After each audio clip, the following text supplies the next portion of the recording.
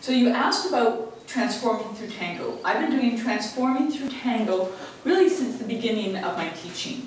I didn't have a name for it, I didn't have a course for it, but what happened is that as I started teaching, I realized that dancing was easy, getting over our fear of dancing was the difficult part. And the more I worked with people, the more I realized that it was their fear that stopped them. They wouldn't come to class, they didn't want to look stupid, they didn't want to look awkward, they didn't want to make mistakes. As adults, we do not like to learn in front of people. We want to know, we really want to know, but we're very insecure about learning.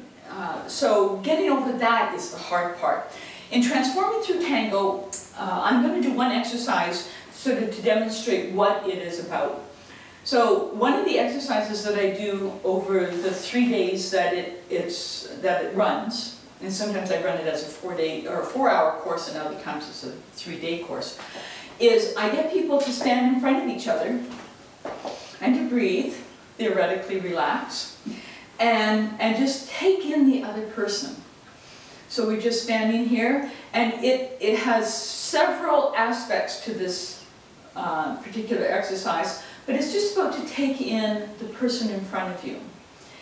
And you step closer and then further apart, and at one point I get people to stand apart, and what I also suggest to them is to emote an emotion to your partner. So I can send her anger, I can send her joy, I can send her all kinds of emotions, just to feel, what that connection is, what happens in that connection.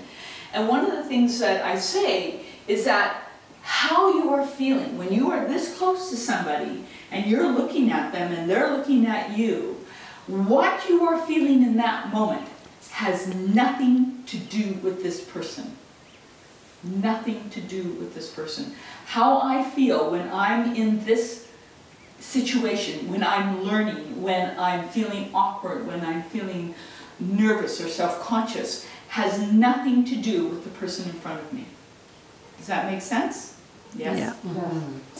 So, when we start to understand that my feelings, my insecurity, my whatever it is about who I am, what I'm projecting, and where I've come from, then we can start to make changes. Then we can go, oh, so it's not your fault.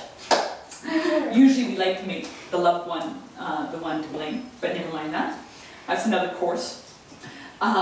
So if I can start to own and identify how I'm feeling and that it has nothing to do with this person, then maybe I can get past my fear and start connecting. So what happens is that when I get past my fear, then I can go, okay, so this person is not the enemy, is not the cause of my feelings.